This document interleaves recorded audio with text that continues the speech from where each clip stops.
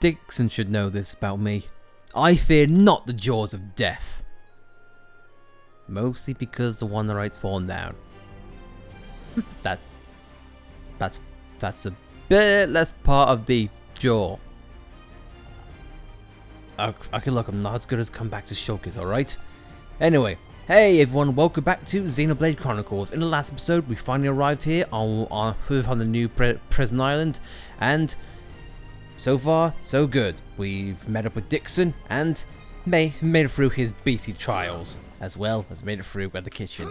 This episode, though, we're going further down, and I'm not going to play the Aviation Gets collectible games, but I got one, and one is not bad. In fact, it is good, because taking out one disciple, now only one more remains in our sights right now.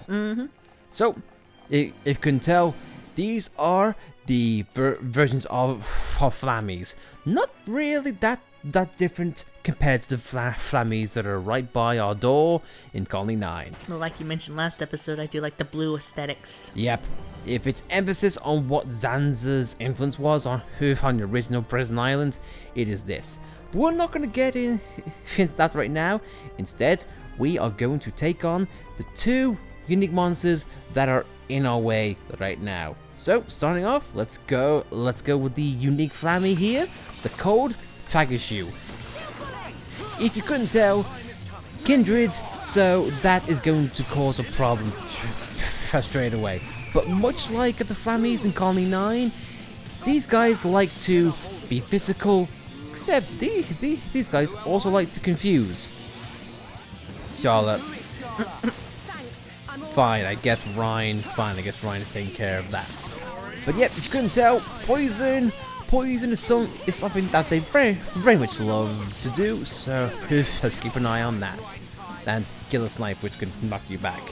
But anyway though, if I were to put these guys in a bit of a nutshell, confuse, poison, and poison, but one thing that you need to be aware of, the talent art. Things are ramping up, so much so that this guy with a killer snipe 4, it has a possible effect of insta-kill. So this is one of the first times that Divine Protection, ever since Mumcar back in Valak Mountain, can actually be a problem for you. So my guess is just have coverage. It seems like it's a chance base, which is better. Yes, it can cause that, but as long as you have coverage for it, then you'll be alright. I made a bad choice because now I have tracked his other fellow friends. Except I don't think they're feathered, more like dragon friends. And the Nebula inflicted lock-on on you. Yep, pretty much going forward, that's what Nebulas are able to do, and there it is, to death. When it's like this though, it's not good. If you are able to get the lock-on done, which unfortunately I wasn't able to save Ryan, but nothing I can't handle. I really thought Ryan turned around and punched us in the face with that. But yep, that Nebula is probably one of your biggest problems. But if you have something like Ryan having Last Stand, or done that with Jaws of Death, tie into the intro, Or Shulk with Shield. you should be fine apart from that. So let's just cut back, because I pretty much said everything I'd like to say about these guys. So let's cut to the end. Let's head over to the other side, to the kitchen. And yes, these guys can be put to sleep with tranquilizer. Unique monster included. That was a lucky escape. I thought we were done for. Man, that was scary. It wasn't scary, Ryan, just because you died once. I mean, look at Shulk. He came straight back. Yeah, I just don't know what makes them say that. I think it's because you are near death, but how near death? I don't bloody know. And there wasn't an angry monkey on those shelves. So dancing squirrels and angry monkeys. We're doing Xanza a service. Getting rid of the pests, I suppose. Anyone that meets, because we need to eat something in this kitchen. Yeah. And in case you didn't know, our books, Second Gear, Summon Aqua, Man Charge, and Sneaky. That's a meat hook. That's awkward. I know it sounds awful, but that just looks like bacon to me. Yeah. Sweet bacon. Like we made out with those behemoths. But now the fun frickin' truly begins. This guy, he was one of the last unique monsters that we ever had to find. If I remember correctly. This guy's actually kind of a wimp because unlike the regular nebulas that are right behind us, you can topple, but you can pretty much see for good reason. Hey, we're not done here yet. He is able to do a counter and a normal spike. So, or non-normal spike, sorry. I guess just must be topple. My bad. But anyway though, Infernal Heinrich. This guy has a lot of attacks, but if you want me to be honest, this guy's probably the most lazy unique monster we have ever faced to date. You know why? He is an exact copy of the ageless unique monster who we just fought last episode at Xanza's front door. Same attacks, same stats. The only unique thing about him is that he has that spike. That's literally it. Same stats, same attacks, same effects. Pretty much nothing unique. Despite being a unique monster. Yeah. They just simply slapped a spike ball on this guy and then called it a day. Monolith, I don't want to call you guys lazy, but As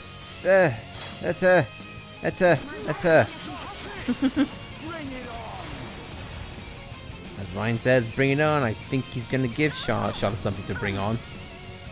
As she inflicts luck on. Lady's gonna take it out, but you know what? Chain attack chance time. Let's take care of this.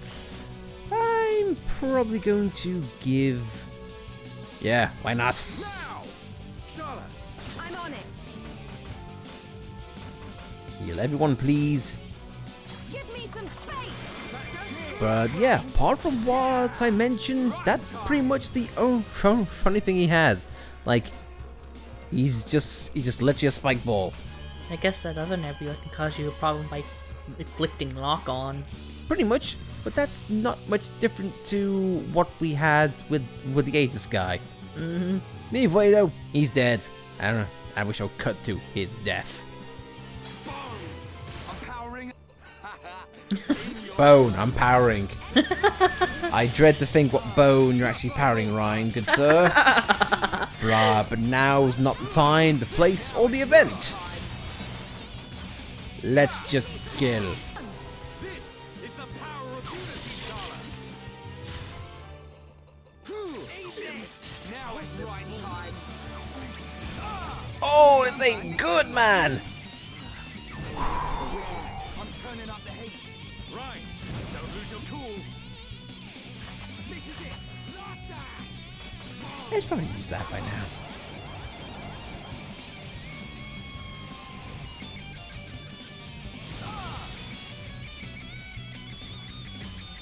Here it comes. Gale Slash powering up. This. Wow, down. You see that, eh? The time is now. Right time. Your days are numbered. Yeah, let's end bone. I'm powering up. Give me some space. Good. Heal round. Eat this.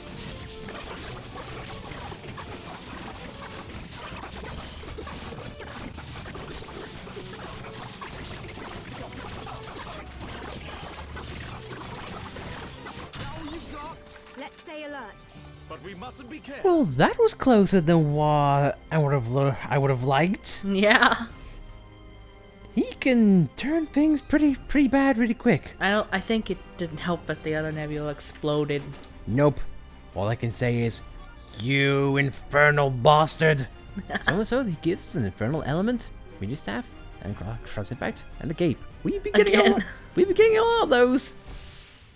Yeah, we need infernal elements for Colony 6. That's Well, the 2 infernal elements we need. This should help them restore Colony 6's special facilities. as in the only one left. Yep, if you want to get Colony 6 to max, you have to pretty much get endgame. End game. Which is the joy of our lives. But in case you want to know, the Infernal Heinrich simply drops heat bullet, cross impact, gale slash, and hypnotize. Anyway, moving on. We are leaving the kitchen. So much so, it was just that easy. As we enter the banquet hall and get a nice bird's eye view of the front door. Who knows? Maybe Dixon jumped down from here when we first started. Who knows? Or maybe this is his house. Hey, get out of my house. I'm drinking here. Let's be even more morbid and go down the bone. It wouldn't shock me if it is his house, though. Most likely because we never actually see where Dixon lives. But oh well though. It makes me shudder. Juggernaut says it sends a chill down my spine. Now, you would automatically think, well, I gotta follow the pathway. Not so. You can simply jump off and go off to the side. Granted, you are going to take a bit of fall damage. That is, if the ponds weren't here as a nice little barrier. Charlotte wanted to take the risk, though. So did Ryan. But guys, seriously. Dixon went all this way to plant those fountains for us, and you didn't even bother to have the audacity to land in them. God. But anyway, very swiftly on. You would just think, oh, it's probably just collectibles. Nope. It's blue blood. If you couldn't check the aesthetics, it's blue everything. But I just want to just admire the aesthetic of this place for a second, because it just looks so cool and so evil. It just almost goes against Zanza's core of like, yes, I'm a god, what do you want? Anyway though, these are separate paths. You can go here, and you might think, oh, First Sanctum. It has a nice collectible there for us to grab. Oh, how lovely. And Sanctum gives me chills with Breath of the Wild. Yep. Not so, because here we get met with a surprise unique monster. So much so, it's an abnormal clone Barg. It's a unique Ponyo monster, if I were to be absolutely blunt, which of course you know I will be because Dunban. And these guys like to hit hard, but luckily they give a day's topple spike. So if you want to affinity grind, I guess you could, provided you don't all attack at the same time.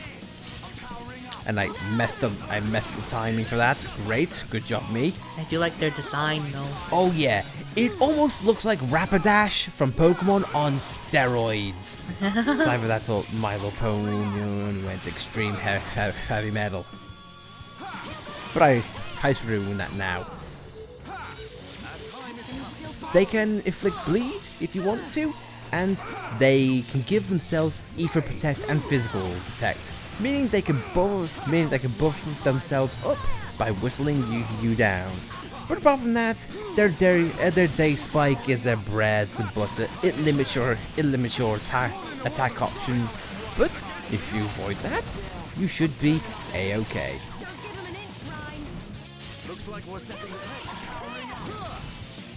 I noticed the term abnormal clone. Yeah, keep that in mind for later, please. Because you know how I mentioned the Infernal Heinrich was, you know, kind of like a rip-off of the Aegis Nebula? Yeah. Yeah, that's gonna be a running theme. And is that a treasure chest to the left? You would be correct. You wouldn't honestly think collectible and one unique monster would be the be-all end-all of this sanctum, would you? Well, it's Monolith and this is Xenoblade, so it wouldn't shock me because they've put unique monsters and nothing else in random areas before. Maybe, but this is not the case. And plus we're in the realm of a god. Do you honestly feel like he just keeps pennies around? I have a plentiful bounty of dancing squirrels. That's literally all Fully has. But now that he's dead, he's out the way, and we get the goods, which is Electric Gutbuster.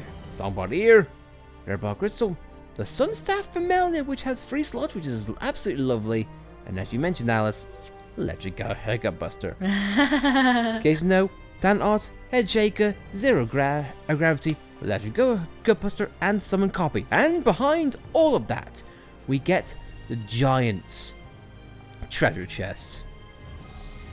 We've heard a lot about Giants, and we get a lot of good stuff. Yeah. Argos boots. British people are gonna love that joke. I, for one, appreciate it. Makes me wonder though if the PAL version of Xenoblade Chronicles is sponsored. Normally I would say I don't like that, but if that sponsorship was a we would make Project Rainfall happen, then okay. I'll take it. I shall take it. But if you think that's everything that we have, I got news for you. Not at all. Same put, if we were to go to the opposite side, it's almost like we're going to the other side of the mirror. No, I'm not foreshadowing the disappointment that you're gonna feel. Not at all. Seems like Zanza is surrounding himself with the same olds. As if he thinks it'll stop us. Well, it could. I mean, let's face it, he's killed everything new and unique he ever makes in hopes to keep himself alive. That's the one thing he likes to remain constant. So, if we go off to the other side, we get here the second sanctum with 2 collectibles this time. Ooh, they're upping the ante. And are my eyes deceiving me, or is that 2 treasure chests? You'd be correct. Except this time, it's double the trouble. Majestic Clone Barg. I keep on having to correct myself because I think it says Brog. But that's just me. But same thing. These guys don't have days topples, but instead they have topple spikes. Days, topple, spike, topple. Topple. What? Yeah, those are words I just said. Anyway, the simple attacks are pretty much the same. Yep, I wish I was being hyperbolic, but no, seriously, it's exactly the same art. He buffs himself up and whittles you down with debuffs. The only difference is really here is the level. But if you avoid his topple spike, not daze, I'll clarify that, then all's well and good. Another difference is that other guy had a daze topple spike. This one has a topple spike. Oh my god, it's so different. I'm in a daze almost. Yeah. Let's take him out and make it potato because I don't think Dixon like to wait. It's Dunban versus Dixon's Beasts. You know what? I think Dunban's alright for a right scrap. And the goods are as followed. Agape again. I get really worried the amount of times we've seen that. Oh, Jesus. We've been lucky in this. Where is the kicker, like you asked? Uh-huh. I guess the books he drops are Metal Blast, Burst End, Heal Blast, and Summon Bolt. A lot of blasting. Pretty much like what we did to him. And the death leeches are coming in by the boatload. Let's not waste any more time. Giant chest as we knock Ryan out the way. I'm glad that pointy thing missed him. Oh man, I would have died from that. And we get a Lazard, Tine Arms, Grace Bottoms, and Ether Arms, which have a nice bit of 6. As Ryan wonders how chests work. Don't ask Shaw that question, please. And let's move on and get the other box, which contains the Trinity, outfitting Singhouse Dixon, a Tine Set, Hargus Armor, and Booster's Fur Fior. All nice and in places which you wouldn't think to look. Now for the only downside, you technically don't have a way to get back up unless you want to fast travel, indicating the enemies which you fought before are back. And that could possibly bring out the unique monsters again, so if you want to take on that, then by all means be my guest. But I'm just going to have a look at the center one more time just to see if there's anything that I missed. Knowing Dixon, he's hid a few secrets. I mean, let's face it, this guy, he's been in a man and mystery ever since day one. We probably just took his treasures. The treasures in which he's had for a long time. No, what am I saying? I don't feel bad at all. Me neither.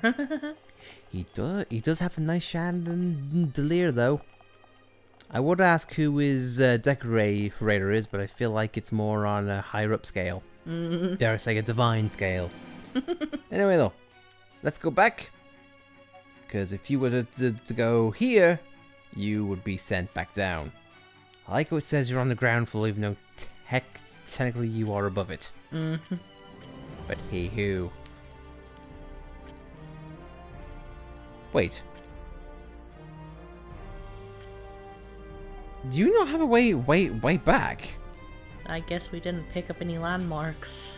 No, wait. Bear with us a moment. There's gotta be something we missed. There's got to be.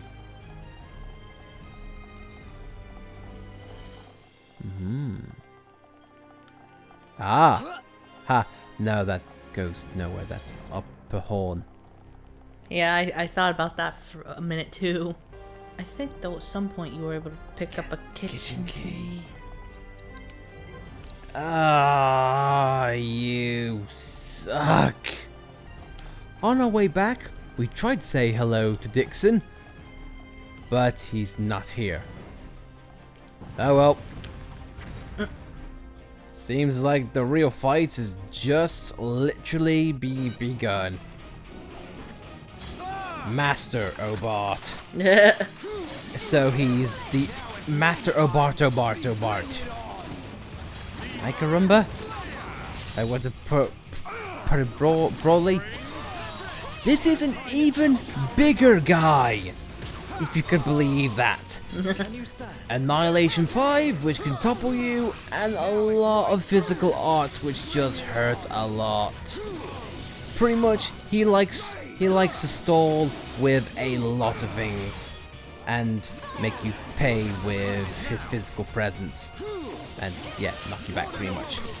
He's technically classed as a boss monster, so he's not gonna drop the gold chest, very silver, and knocking you back and bleeding, and at the end of it causing you daze. Having no partners and being dazed and bleeding at the same time, yeah, not a good combo in any way whatsoever. Especially if you're a healer and you have the aggro. Yep, kind of like a Shalomite, so we gotta make sure that it's over and done. And of course, Royal Gravity, which is his awakening art, which gives him more levels. And with more levels come more strength and more hard-hitting moves. Safe to say, you would probably want to get a lot of health coverage. And top spike looks like. Yep. He's pretty much got coverage for a lot of things, and even someone as rough and hard as a tank like Ryan, he's still struggling. So this guy is not to be trifled with. So much so that a vision is coming in, it's not something that Ryan can't take, as long as he has a last stand equipped. And so much so that his vision completely threw off Dunban's rhythm, and so therefore it can't be done. But Ryan can take the bleeding, so much so the fight's over. And how fitting, Demon Slayer took him out. And opening of the door interrupted Dunban. And the ramp just shoved Charlotte out the way. Ryan, Sorry.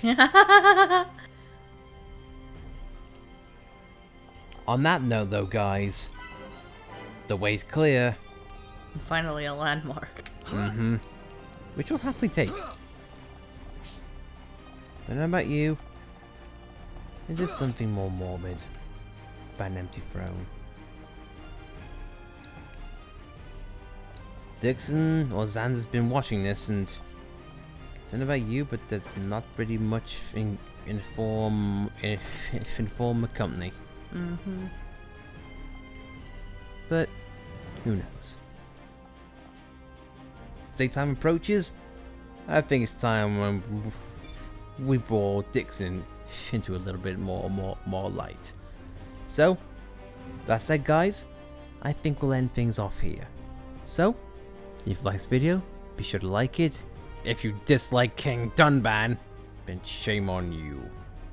And his little accomplice Ryan. I'm a jester, man. And Charla, well, I think I'm not gonna say. She's on the side. That's all I'll say. Makes it sound even more worse. But if you want to subscribe to see better stuff, I swear there is some, then be sure to subscribe to see more. And as always, guys, thank you very, very much for watching, and we'll see you next time. As Dunban says, the end is near, and it feels like this beast has a bit more bite in him. So, we'll see you then. Thank you all for watching. Dixon should know about... sorry. Dixon should know this... God damn it. Yeah, can corroborate by my words. Okay. Dick... Sorry. Blooper reel. Shut up! I'm not getting caught on the word. Alright? I refuse to be beaten by that dick.